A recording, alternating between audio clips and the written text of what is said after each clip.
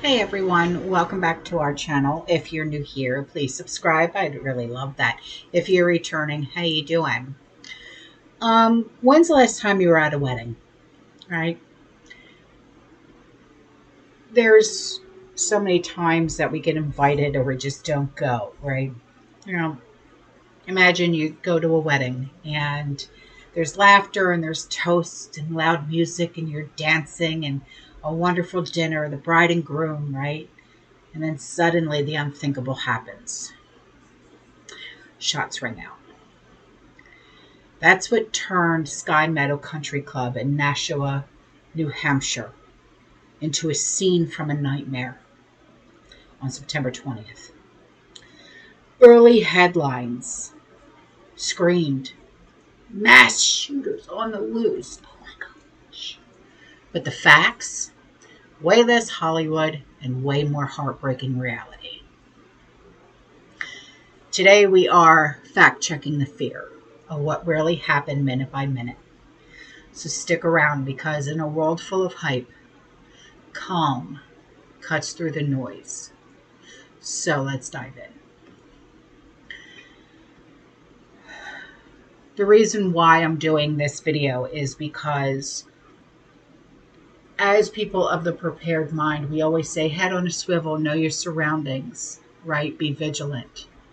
And this is one of those cases. You can never be too careful.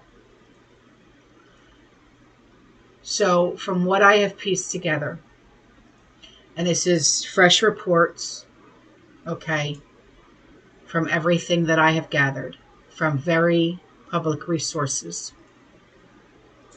This was targeted at the Sky Meadow Country Club, and this is a very well-known spot for weddings and events. And it happened during what sounds like a wedding reception. There was over 100 people there, and one man lost his life. Several others, and it seems like there was like six people, okay, including gunshot wounds and injuries from all the chaos. They were hurt. And the perpetrator, he entered the club, fired, shouted, "Free Palestine," dropped his weapon after a bystander hit him with a chair and fled through the kitchen before getting detained. Now, surveillance confirmed that there was only one guy, no second subject or suspect, despite early confusion. The motive is still under investigation, but the shouts that he shouted points to a possible political ties. So right now I'm going to give you the timeline, and this is minute by minute, okay?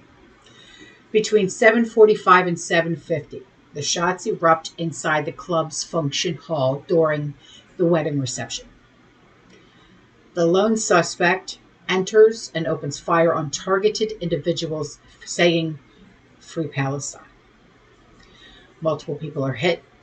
One witness, her name is Sophie, describes hiding under a table amid the screams.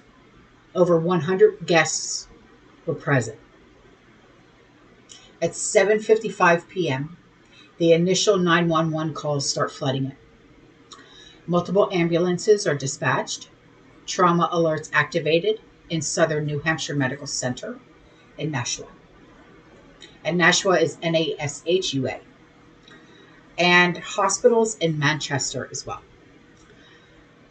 An MCI is declared due to the scale. At 8 p.m., Nashua PD arrives en masse, including SWAT, New Hampshire State Police, and mutual aid from 12 plus different agencies, including the Massachusetts State Police K9 and Air Wing. They swarm the scene at 6 Mountain Laurels Drive. Shelter in place is ordered for nearby Dunstable, Massachusetts. So it's Thorndike and High and Hardy streets. Early reports of 2 armed suspects are fleeing, sparking a manhunt. But remember, there's actually only one. At 8:40 p.m., local alderman reports lockdown. Guests evacuate to a nearby Roby Park, which is ROBY, which is now a staging area. A witness by the name of Tom says that the suspect looked like he was going right for this person, he said. Between 9 o'clock and 9:15 p.m., bystander intervenes. A diner strikes the suspect in the head with a chair, causing him to drop his weapon and flee through the kitchen, yelling, "The children are safe." Another man tackles him outside. Police detain a person of interest nearby, and a vehicle of interest is also recovered. Between 9:30 and 10 p.m., New Hampshire Attorney General Office confirms 1 has perished. Several are wounded, and surveillance video is reviewed. There's only 1 suspect, which is confirmed. No ongoing threat. The Sheraton Nashua, which is at 11 Terra Boulevard, set as a reunification site for families. At 11 p.m., shelter in place is lifted en masse. The scene is secured as active crime investigation. No further public danger. Hospitals are treating the victims, but withhold numbers for privacy. Now, overnight into September 21st, which is today, early into the AM, updates are rolling in. Okay, the suspect is in custody. Possible political motive probed. Club issues a statement cooperating with the police department. Local representatives like Maggie Goodlander express condolences. No ties to the wedding itself are confirmed. So now, I'm going to have you listen to this. Okay, this is a witness who saw everything that happened. Okay? Just paid that tab, getting ready to leave, and I heard pop. And there's a big wedding going on. I thought it was a balloon. Then all of a sudden, pop, pop, and I saw the guy with the gun. I got up immediately, hit him in the head with a chair. Another guy tackled him. He's got a pretty good cut on his head. And when I hit him in the head with a chair, he dropped his gun and ran. The wedding was in a different room. It was in a completely different room than where we were. We were in a dining room, the restaurant. And so once it happened, people from the wedding started coming out and saying, what happened? And it was nothing to do with the wedding. He just walked into the main entrance, he shot one. There's 2 bullet casings in the hallway, and then he entered the restaurant and just continued to shoot. So as you can see, how fast rumors fly. With the 2 suspects, now there's only 1 suspect, and this, that, and the other, okay? 2 become 1. Proof of why we wait for the tape and why we wait to report on anything, to make sure we have facts straight, okay? 1 life lost, families are shattered. But that chair-swinging bystander reminds us every day why the tips of the scales save lives, okay? Now, the noise. Most social media feeds are exploding with armed duo on the run and political hit job. Nay, nay. Okay? Even tying it to global beefs like Gaza. Fair to question the shouts? Yeah, absolutely. Motive matters. Okay? But early panic? Quit. Okay? It amps fear without facts. Okay? Remember, U.S. mass shootings average under 5 a year with 4+ deaths per gun violence archive. Tragic, but not the apocalypse, okay?